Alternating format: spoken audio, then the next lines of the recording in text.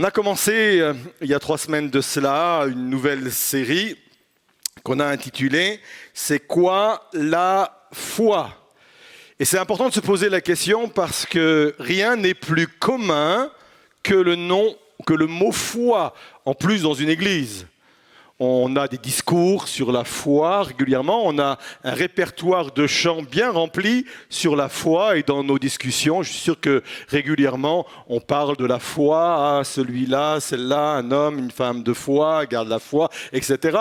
On utilise le vocable foi, mais qu'est-ce au juste vraiment la foi ? Le but de cette série n'est pas d'avoir une connaissance philosophique, intellectuelle ou même théologique de la foi. Dieu ne veut pas faire de nous uniquement des théologiens, mais il veut faire de nous des praticiens. Vous êtes là ? Jacques va le dire dans son épître un peu cash, il va le dire, mais la foi sans les œuvres ou la foi sans la mise en pratique, c'est une foi qui ne sert à rien. J'ai beau dire j'ai la foi, j'ai beau dire je suis un homme de foi ou une femme de foi, mais s'il n'y a pas la mise en pratique derrière, Jacques dit, c'est pas la peine de te vanter, ta foi ne sert à rien.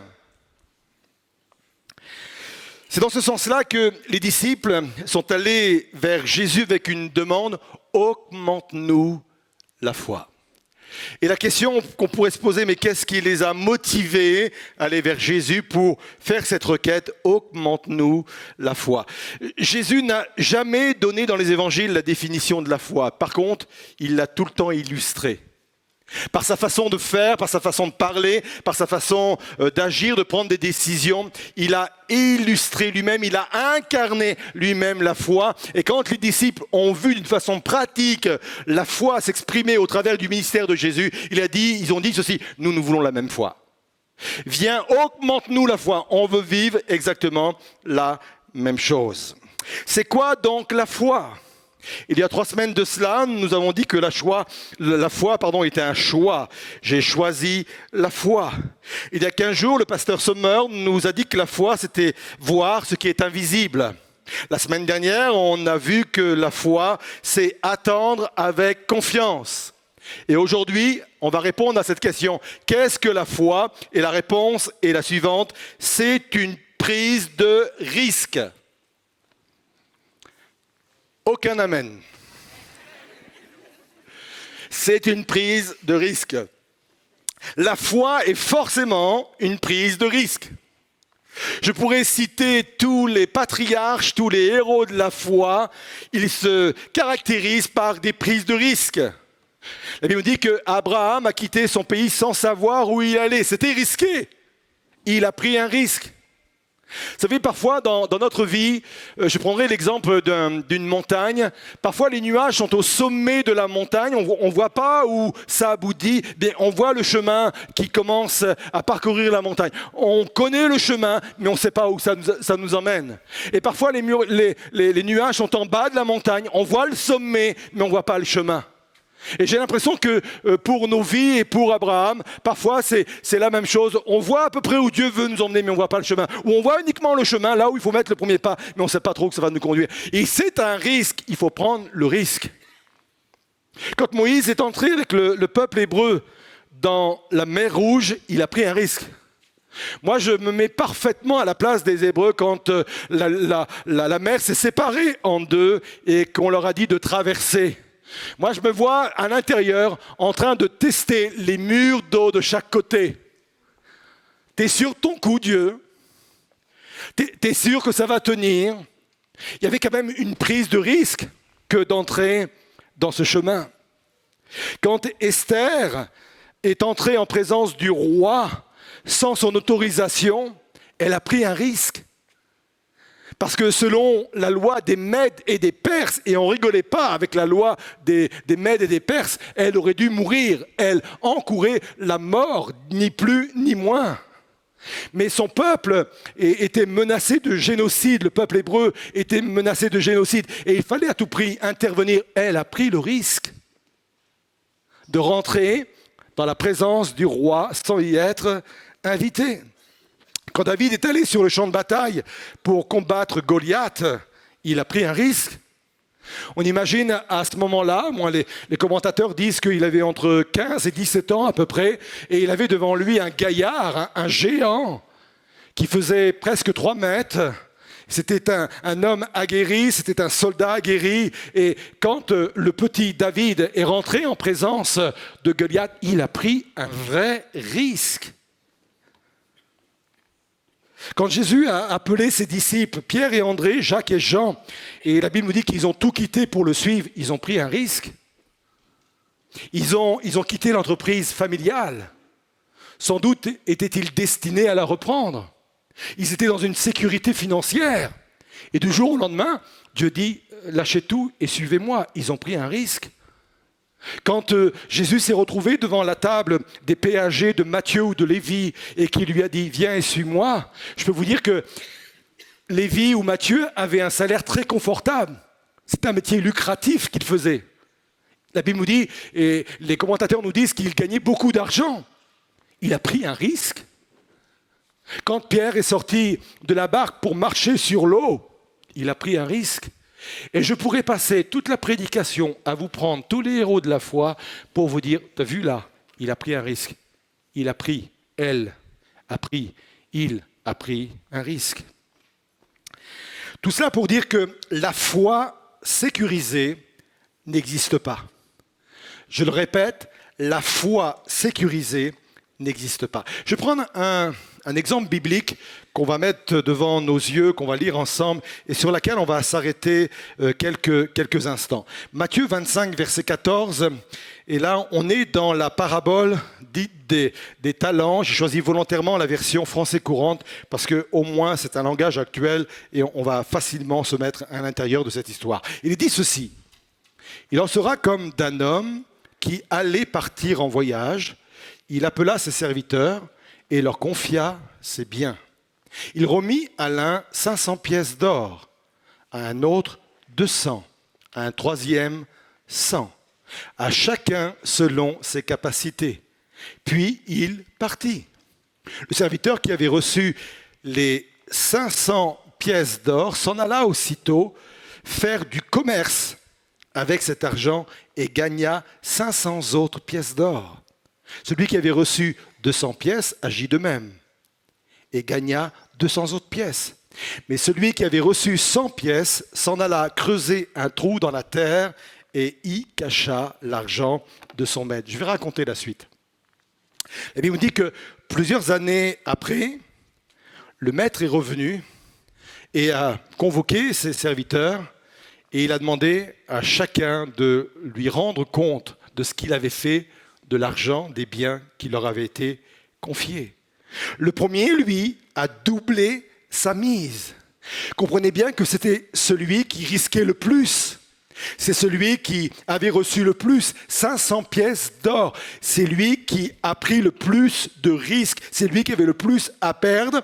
Et pourtant, il a risqué en faisant du commerce avec ces 500 pièces d'or. Et la Bible nous dit qu'il a doublé son capital. Et en plus, il a reçu les félicitations de son maître. Celui qui avait reçu 200 pièces d'or a fait la même chose et a reçu également les félicitations de son maître. Et puis le troisième, lui qui avait le moins à perdre, 100 pièces d'or, c'est une somme, mais il avait le moins à perdre. Il a fait un trou dans la terre, il l'a mis dans un chiffon et il a mis ça à l'intérieur, il a recouvert, il a dit, moi, je ne prends pas de risque. Au moins, je vais garder mon capital. Au moins, je vais pouvoir restituer quand mon maître va revenir. Zéro risque et il a tout perdu. Parce que quand le maître va revenir, il va lui prendre ce qui a été confié. Et non seulement il a tout perdu, mais en plus, il va recevoir les reproches de son maître. Son maître va lui dire « mauvais serviteur ». En d'autres termes, ce n'est pas comme ça que je conçois ce qu'est un serviteur. J'attendais de toi autre chose, mauvais serviteur. Retenez bien ceci. Tu peux avoir soit la foi ou le contrôle, mais pas les deux. Je répète, tu peux avoir soit la foi ou le contrôle, mais pas les deux. Vous savez, quand on on est en débat, en discussion avec des personnes, c'est bien qu'il y ait en face quelqu'un qui apporte la contradiction. Alors, je vais être un peu schizophrène ce matin. Je vais être celui en même temps qui va apporter J'allais dire quoi? Merci. On est plusieurs à prêcher ce matin. Donc, je vais apporter la contradiction. Et peut-être que certains le pensent et disent, mais pasteur, dans la Bible, il est dit quand même, Luc 14, verset 28, si l'un de vous veut construire une tour, il s'assied d'abord pour calculer la dépense et voir s'il a assez d'argent pour achever le travail. Qu'avez-vous à répondre à cela? La Bible dit, avant de s'engager dans quelque chose, il faut s'asseoir, il faut calculer la dépense. Il faut voir le contexte. Parce qu'il ne faut jamais utiliser un texte hors du contexte pour s'en faire un prétexte. Le contexte, c'est quoi? C'est ceux qui veulent s'engager à devenir disciples. Et Jésus est en train de le dire, tu sais, pour être disciple, il faut savoir à quoi tu t'engages. Donc, prends le temps de la réflexion, et une fois que tu auras pris le temps de la réflexion, tu t'engages ou pas. Ça, c'est la première chose. La deuxième chose, cette parole ne vient pas nous dire qu'il ne faut pas aller au-delà de ce qu'on a. Cette parabole vient nous dire qu'il faut bien calculer ce que tu as, et à partir du moment où tu dépasses ce que tu as, tu devras compter sur la grâce de Dieu. C'est ce que ça veut dire. Dans tout projet, quel qu'il soit, il faut bien calculer la dépense, il faut bien calculer le coût de chaque chose, il faut bien réaliser. On est des gens sensés, on se sert de notre intelligence, on se sert de notre réflexion. On est conscient que jusque-là, je peux pourvoir moi-même, jusque-là, je peux faire moi-même. J'ai des qualités pour faire ça. Mais arrivé là, j'ai besoin de la foi. J'ai besoin de compter sur Dieu. J'ai besoin que Dieu prenne le relais. J'ai besoin que la providence divine prenne le relais. Mais Dieu ne m'a jamais demandé d'aller uniquement jusque-là. Il m'a dit, calcule jusqu'où tu peux aller et moi je ferai le reste. C'est ce que ça veut dire. Vous êtes là? Hudson Taylor, qui était un baptiste, un missionnaire baptiste anglais, et qui a fondé la mission intérieure en Chine. Et on pense que c'est lui vraiment qui a mis la base en Chine de toute l'explosion du message de l'Évangile, puisque aujourd'hui, je ne sais pas si vous le savez, mais la Chine fait partie des pays où il y a le plus de chrétiens au monde. C'est paradoxal par rapport au contexte. On sait que c'est des chrétiens qui sont persécutés, entre autres là-bas, mais encore une fois, c'est un des pays dans lequel il y a plus de chrétiens. Et on pense que ce missionnaire, Hudson Taylor, a vraiment été là pour poser les fondements. Et il va dire ceci, Hudson Taylor, à moins qu'il n'y ait un élément de risque dans nos espoirs pour Dieu, il n'y a pas besoin de foi. Qu'est-ce qu'il veut dire? Taylor suggère que si nos actions pour servir Dieu sont entièrement sûres et confortables, alors il n'y a pas vraiment besoin de foi. Me suivez? Moi, je crois que l'on peut faire l'œuvre de Dieu sans foi. Moi, je crois que l'on peut être chrétien sans foi. Moi, je crois que l'on peut faire tourner une église sans foi. Je crois qu'on peut chanter sans foi. Je crois qu'on peut faire des réunions sans foi. Je crois qu'on peut même prêcher sans foi. On peut faire plein de choses sans foi. En faisant juste ce que l'on maîtrise. En faisant juste ce qui est en notre pouvoir. Alors oui, certes, on va faire une certaine œuvre. Oui, certes, on va faire émerger une certaine église. Mais cela n'aura jamais la dimension que Dieu souhaite lui donner. Je m'assis, je calcule, je connais mes capacités, je connais mon pouvoir, je connais tout. Mais si je me base uniquement sur cela, j'aurai une certaine œuvre. Mais Dieu dit il faut aller au-delà de cela. Et pour aller au-delà de cela, il faut la foi.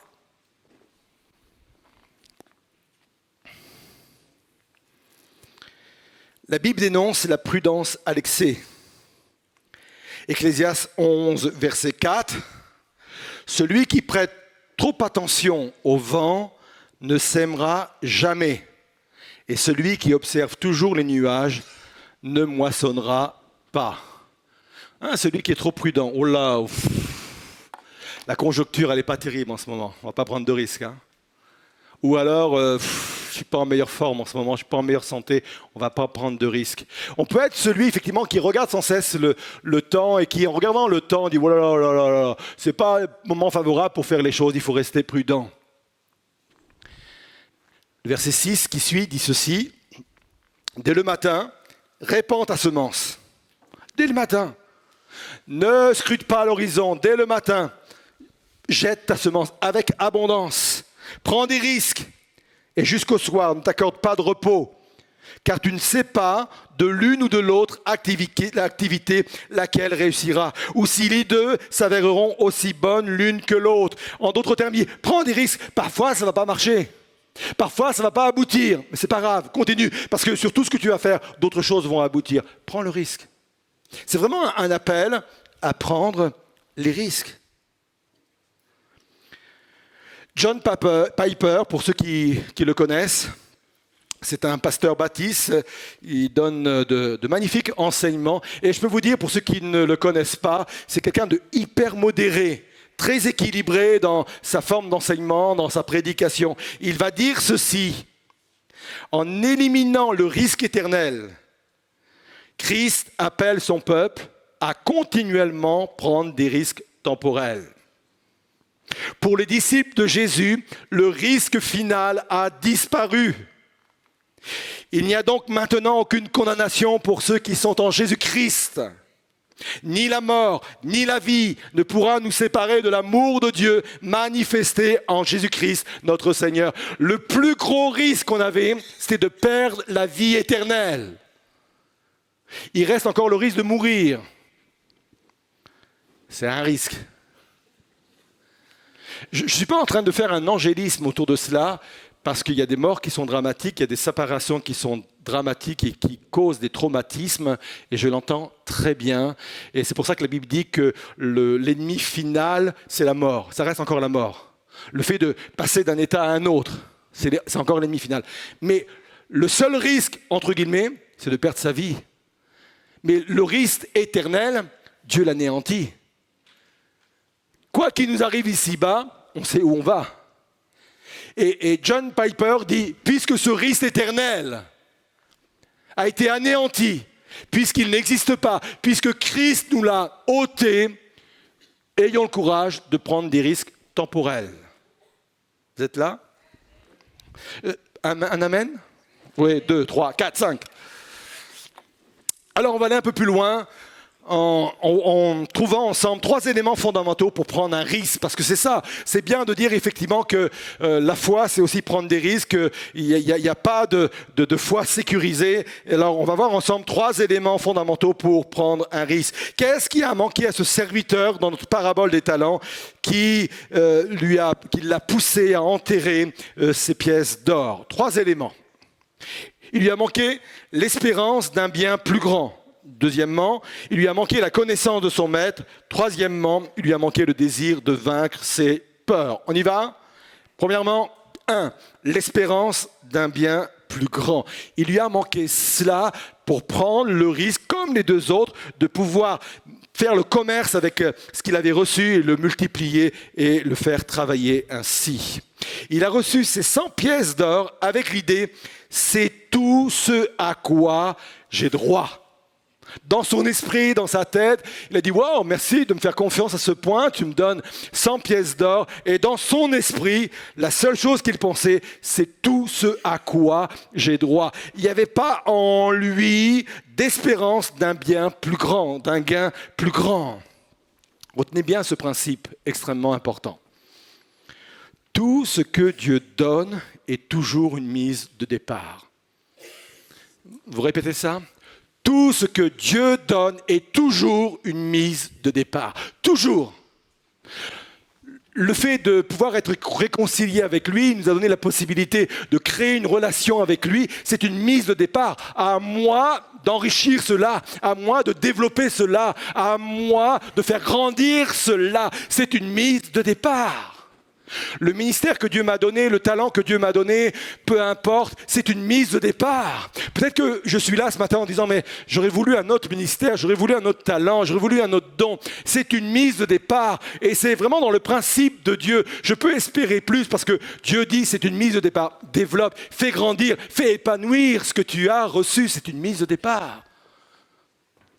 Peut-être que je suis heureux de la grâce que Dieu m'a fait d'être en couple, un conjoint, que Dieu soit béni pour cela. Mais il n'y a rien de plus terrible que dans un couple que de prendre les choses pour acquises. C'est une mise de départ. Tu n'es pas heureux dans ton couple, travaille pour qu'il soit plus épanoui. Tu n'es pas heureux de ce que tu as, travaille pour avoir plus. Tout ce que Dieu me donne est toujours une mise de départ. C'est le cas de la manne. Les théologiens disent que la manne qui est tombée, en fin de compte, c'était des graines, sous forme de graines. Nous, quand on voit la manne, on s'imagine tout de suite des bons croissants qui tombent tout chauds du ciel, et il n'y a plus qu'à se baisser pour ramasser des pains au chocolat. Non, on vous dit des pains au chocolat ici, hein. Chocolatine ailleurs, mais pas en chocolat ici, hein. Voilà. Et on imagine des bons gâteaux tout chauds, mais en fin de compte, c'était des graines. C'était une mise de départ. Peut-être que certains ont commencé à manger des graines en disant « Oh, c'est pas terrible ce que le Seigneur nous donne. » Mais ces graines-là, si vous commenciez à les piler, si vous commenciez à les faire cuire, vous allez sortir de vos fours des bons gâteaux chauds qui sentent bien. C'est une mise de départ. Tout ce que Dieu donne, c'est toujours une mise de départ. Et on peut toujours espérer plus. Amen.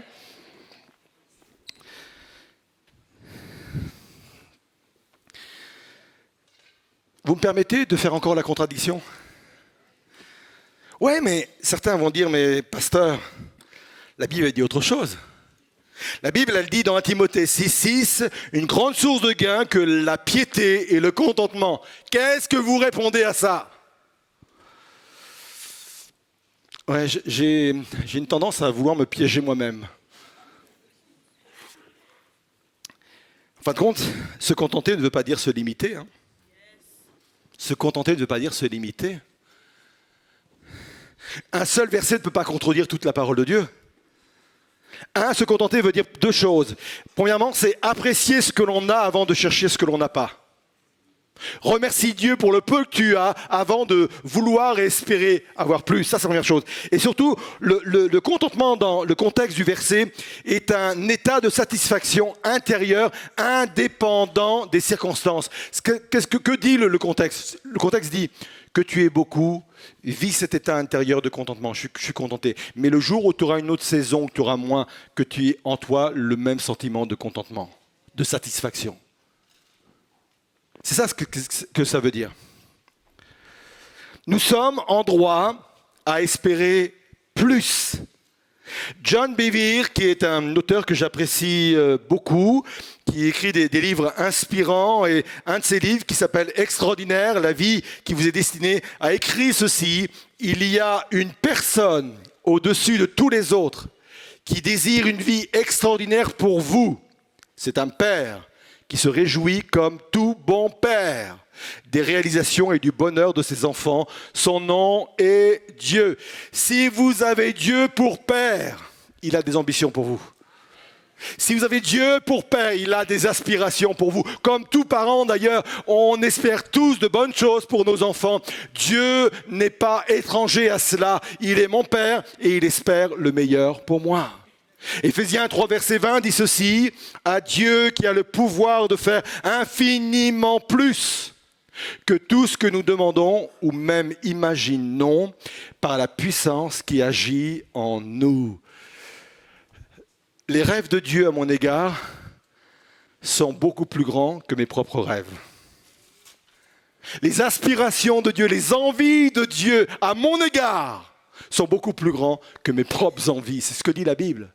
Il est capable de me donner, au-delà de ce que je peux imaginer, même penser. Une autre version, une version amplifiée, dit ceci: Dieu est capable de faire de manière surabondante, bien au-delà de tout ce que nous osons demander ou penser, infiniment au-delà de nos prières, désirs, pensées, espoirs ou rêves les plus élevés. Ce qui a manqué à cet homme pour prendre des risques, c'est qu'il n'avait pas en lui l'espérance d'un bien plus grand. Deuxièmement, il avait une mauvaise connaissance de son maître. Matthieu 25, verset 24. Enfin, le serviteur qui avait reçu les 100 pièces s'approcha et dit, « Maître, je te connaissais comme un homme dur. Tu moissonnes où tu n'as pas semé, tu récoltes où tu n'as pas planté. » Il lui manquait une connaissance juste de son maître. Il ne connaît pas son maître. Il le voit comme un homme dur. Il le voit comme un homme qui n'a pas de cœur. La connaissance passe par une relation avec Dieu. La connaissance passe par un engagement de mieux l'aimer et mieux le connaître. Ça part par un engagement. Et quand je suis dans cet engagement-là, quand je suis dans une relation-là, je commence à connaître Dieu et je commence à connaître sa parole. Tout d'abord, je découvre qu'il y a des besoins légitimes auxquels Dieu veut que j'aie accès. Tous les besoins légitimes, Dieu veut que j'y ai accès. Tu veux te marier? C'est un besoin légitime. Tu veux un travail? C'est un besoin légitime. Je pourrais multiplier les exemples. Et puis, au-delà de cela, il y a quelque chose qui nous est révélé au travers du psaume 37, verset 4. Je l'ai déjà expliqué il y a quelques mois, mais je veux revenir là-dessus tellement que c'est important. Psaume 37, verset 4, il est dit ceci, « Fais de l'Éternel tes délices, et il te donnera ce que ton cœur désire. » Une autre version dit « Fais de l'Éternel ta joie. » Ce verset ne dit pas que si je fais de l'Éternel mes délices, il va me donner tout ce que mon cœur désire. Et je voudrais même dire, heureusement que Dieu n'exauce pas toutes nos prières. Heureusement que Dieu ne vient pas exaucer tous mes désirs. Si vous saviez des fois les désirs que j'ai en moi, heureusement que Dieu ne les exauce pas. Et je ne parle pas forcément de choses impures. Ce verset dit autre chose. Il dit, trouve ta joie en lui, trouve ton bonheur en lui, et il t'inspirera de nouveaux rêves et de nouveaux désirs. C'est ce que ça veut dire. Moi, j'aime rentrer dans la présence de Dieu et faire de ce moment un moment de joie, un moment de bonheur. La présence de Dieu, un moment de joie et de bonheur. Et il y a des aspirations qui montent, il y a des envies qui montent, il y a des rêves qui montent. Et des fois, je ressors de ce moment de prière et j'ai plein de projets encore. Et ça désole mon épouse. Parce qu'elle voudrait que j'arrête les projets. Moi, je crois que dans la présence de Dieu, il y a des choses qui s'élèvent de nos cœurs, des aspirations qui viennent de Dieu. Amen. Qu'est-ce qui a manqué à cet homme pour prendre des risques? Premièrement, l'espérance. Il n'avait pas l'espérance d'un bien plus grand. Deuxièmement, il avait une mauvaise connaissance de son maître. Et enfin, il manquait de courage pour vaincre ses peurs. Matthieu 25, verset 25. « J'ai eu peur et je suis allé cacher ton argent dans la terre. Eh bien, voici ce qui t'appartient. » Retenez bien encore ce principe. Mon niveau de foi a toujours un rapport avec la gestion de mes peurs. Je suis vraiment pressé de dire cela. Avoir peur, c'est légitime. Parfois, nous pensons que quelqu'un de courageux, c'est quelqu'un qui n'a pas peur. Quelqu'un qui n'a pas peur, ce n'est pas quelqu'un de courageux, c'est quelqu'un d'inconscient. Et moi, j'ai peur des gens à côté de moi qui n'ont pas peur. Parce que ça montre une certaine inconscience des choses. J'aime les gens qui prennent conscience des choses, ils sont réalistes sur les choses, et qui, malgré cela, vont mettre en avant leur courage. Nous avons très souvent une mauvaise image des personnes de foi. On imagine des gens sûrs d'eux, on imagine des gens avec une assurance déconcertante, en train de survoler, en train de surfer sur les problèmes. J'aimerais vous dire que la foi est souvent désordonnée. La foi n'est pas toujours constante. D'un moment à l'autre, vous pouvez avoir une grande foi, et d'un moment à l'autre, vous pouvez être dans le doute. Je prenais l'exemple de Pierre dans mon introduction quand il a enjambé la barque. Moi, je pense quand il a enjambé la barque, il était sûr de lui. Je pense quand il a enjambé la barque, il devait avoir en lui une confiance extraordinaire, une foi extraordinaire, et à peine avoir franchi le bord de la barque, la foi commençait à se déstabiliser, il a commencé à avoir peur, il a regardé les éléments. Et j'aimerais que vous puissiez envisager la foi comme cela, les hommes de foi comme cela. La foi est parfois inconstante. C'est une réalité, parfois on a peur. Je prenais l'exemple de David qui a pris un risque pour aller voir Goliath. Moi, je pense, c'est mon analyse, je vais expliquer pourquoi après. Moi, je pense que David n'y est pas allé la fleur au fusil, il n'y est pas allé en sifflant, il n'y est pas allé avec des slogans tels que même pas peur. Moi, je pense qu'il a eu peur pour deux raisons essentielles. La première, c'est que la Bible nous dit, et c'est une phrase pour parler de tous les héros de la foi. Il l'a employé concernant Élie, mais c'est vrai pour tous les héros de la foi. Il dit que les héros de la foi sont des hommes de la même nature que nous. Ça veut dire quoi? Moi, je me vois très bien devant Goliath. Je me vois ayant peur. Donc, j'imagine que David a pu avoir peur parce qu'il est de la même nature que moi. Vous en connaissez beaucoup de gamins, 15-16 ans, pour affronter un géant. Moi, je pense qu'il est allé avec de la peur. Deuxième raison, la peur faisait partie constamment de la vie de David. Régulièrement dans les psaumes, il fait référence à la peur qui l'envahit. Simplement deux exemples. Psaume 55, verset 6. La crainte et l'épouvante m'assaillent. C'est David qui parle. Et le frisson m'enveloppe. Psaume 56, verset 4. Quand je suis dans la crainte, en toi, je me confie. Écoutez bien ceci. Le courage n'est pas l'absence de peur. Le courage, c'est continuer d'avancer malgré la peur. C'est ça le courage. La foi, c'est croire que quelque chose va se faire. Le courage, c'est faire quelque chose. C'est faire face à ses peurs. C'est risquer même l'échec. C'est ça, la foi. Alors, je vais conclure. Je ne vais pas aller plus loin parce que la semaine prochaine, on va poursuivre encore. Ne pensez pas que la foi, forcément, elle est sécurisée. On aimerait que notre démarche avec Dieu se passe toujours comme ça, dans une foi vraiment sécurisée. Au niveau de l'Église, on a des défis devant nous, on prend des décisions, il y a des projets. Et j'aimerais vous dire que notre foi est toujours sécurisée. Mais j'aimerais vous dire qu'il y a toujours une part de risque dans la foi.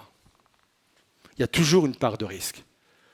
Pour mon sommeil, pour mon confort personnel, pour ma tranquillité personnelle, j'aimerais que ma foi soit davantage sécurisée en ayant devant moi des choses que je maîtrise par moi-même, des choses que je peux faire par moi-même, qui est en mon pouvoir. Mais il y a plein de choses que je ne maîtrise pas dans tous les projets. Il y a plein de choses qui ne sont pas à mon pouvoir dans mes projets. Et en cela, ma foi n'est pas sécurisée parce que la foi réclame toujours une prise de risque.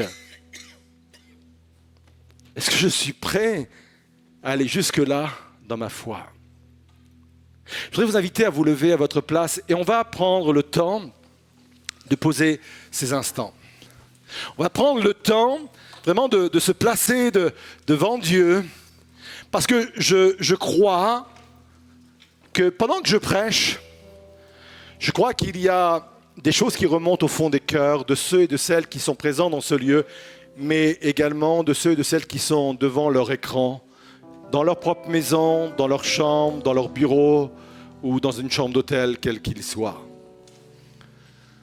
Je crois vraiment que des personnes sont devant des défis et devant des projets, et que la peur et la crainte viennent les envahir. On aimerait avoir une foi sécurisée. On aimerait avoir une foi sans risque. Mais la foi sécurisée, la foi sans risque, ça n'existe pas. Soit tu as la foi, ou soit tu as le contrôle, mais en aucun cas, tu peux avoir les deux. Et peut-être qu'il y a des projets, des défis qui sont devant des vies, des personnes ce matin, avec cette crainte, cette peur de dire « ça m'empêche de dormir » ou j'ai peur, j'ai des craintes au-dedans de moi. J'aimerais vraiment m'adresser à vous ce matin pour que vous puissiez être renforcés dans votre foi, consolidés dans votre foi. Je ne parle pas forcément que Dieu retire la peur de votre cœur, mais je veux prier pour que vous ayez assez de courage pour aller au-delà de vos peurs et de rentrer pleinement dans le chemin que Dieu est en train d'ouvrir devant vous. Peut-être qu'il y a des gens aujourd'hui où Dieu leur demande de quitter la sécurité financière. Peut-être qu'il y a des personnes dans ce lieu où Dieu leur demande de quitter la sécurité d'un cocon familial pour aller ailleurs ou pour faire autre chose. Il y a des prises de risques. Mais là où je dépasse mes propres pouvoirs, mes propres capacités, Dieu me rejoint avec une puissance extraordinaire pour me permettre de vivre des choses extraordinaires. Et pendant que le groupe de louanges va chanter le Dieu des miracles, le Dieu en qui nous croyons, s'il y a des personnes qui aujourd'hui ressentent le besoin d'être fortifiées, s'il y a des personnes qui ressentent le besoin d'être consolidées dans leur foi, au point de comprendre, peut-être prendre le risque de la foi, peut-être d'aller sur un chemin alors qu'ils ne voient pas là où il aboutit, ou alors peut-être de voir au loin là où Dieu veut les emmener, sans voir maintenant le chemin, et Dieu leur demande de faire le premier pas, je ne sais. Je voudrais vous inviter à sortir de vos rangs, ceux qui sont dans cette situation-là, et à venir sur le devant. Et je vais prendre le temps de prier pour vous, parce que je crois que nous sommes appelés à aller au-delà de nos possibilités, aller au-delà de ce qu'on peut imaginer, aller au-delà de nos propres pouvoirs, aller au-delà, parce que Dieu nous y appelle. Venez sur le devant et on va proclamer qu'on sert le Dieu des miracles.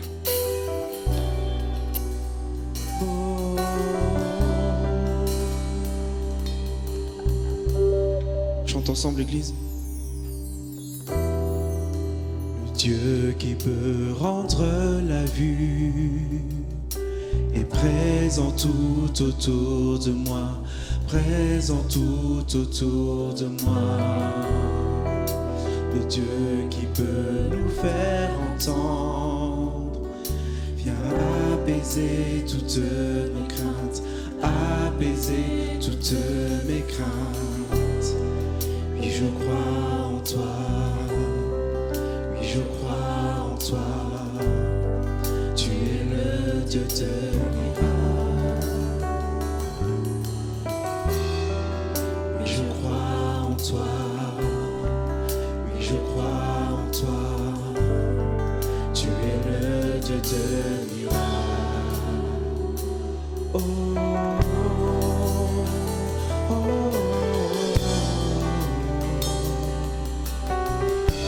Tu es celui qui défie l'impossible, Seigneur. Alléluia.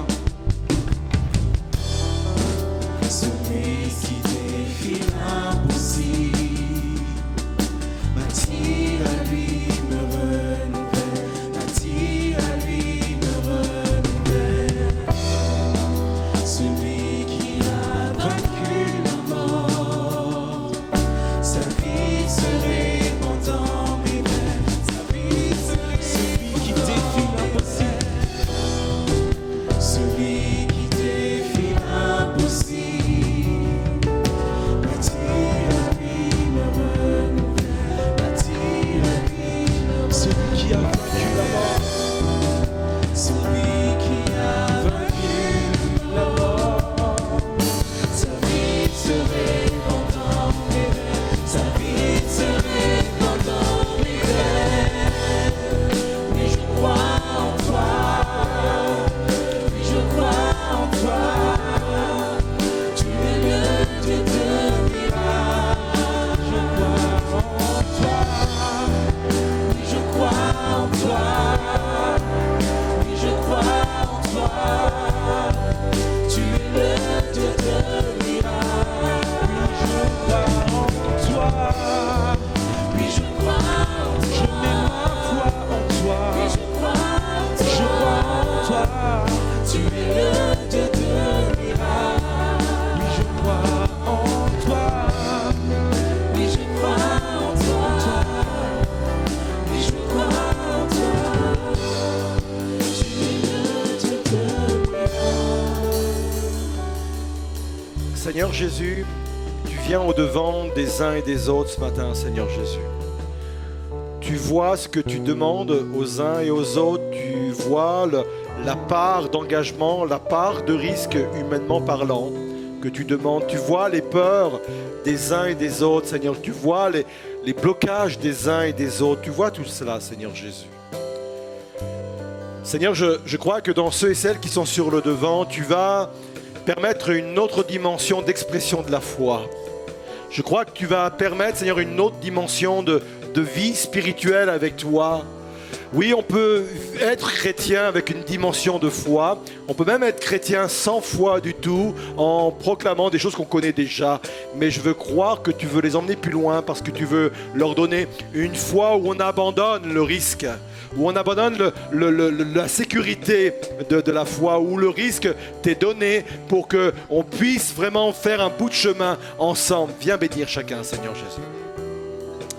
Seigneur Jésus, tu entends les peurs qui se manifestent. Tu entends les doutes qui se manifestent. Tu entends, Seigneur Jésus, les risques qui sont manifestes également dans les vies, Seigneur. Je prie de venir ce matin pour consolider la foi. Une foi qui va au-delà des peurs. Viens donner le courage nécessaire. Viens donner la volonté nécessaire. Viens donner l'aspiration nécessaire. Viens donner l'attente dans des choses meilleures nécessaires. Viens déposer dans les uns et dans les autres tes propres aspirations, Seigneur. Viens donner, Seigneur Jésus. Merci pour ceux et celles qui mettent le pied là où il n'y a pas encore de chemin, Seigneur Jésus. Merci pour ceux et celles qui vont avancer cette semaine sans voir le chemin, Seigneur Jésus. Merci pour ceux et celles qui vont s'engager avec toi sans savoir forcément où aller, Seigneur. Merci de permettre à ce que la foi aille beaucoup plus loin que la raison, Seigneur. Tu es le Dieu de l'impossible, Seigneur. Tu es le Dieu des miracles. Tu es le Dieu en qui nous mettons notre foi, notre espérance, parce qu'on croit en toi. Avant de croire en ta parole, on croit en toi. On croit en qui tu es. Tu es juste. Tu es fidèle. Tu es parfait. Tu es saint. Et parce qu'on croit en toi, on croit en tes paroles, Seigneur Jésus. Alors nous proclamons cette vérité et on le proclame à nouveau avec ce chant. Nous croyons en toi, Seigneur Jésus. Et de toute éternité, Dieu puissant ressuscité, tu es celui qui donne vie, tu es le Dieu des miracles, tu es le Dieu des miracles, tu es de toute éternité, tu es de toute éternité. Dieu puissant ressuscité, tu es celui qui donne vie, tu es le Dieu des miracles, tu es le Dieu des miracles. Je crois en toi, oui je crois en toi, oui je crois en toi, tu es le Dieu des miracles.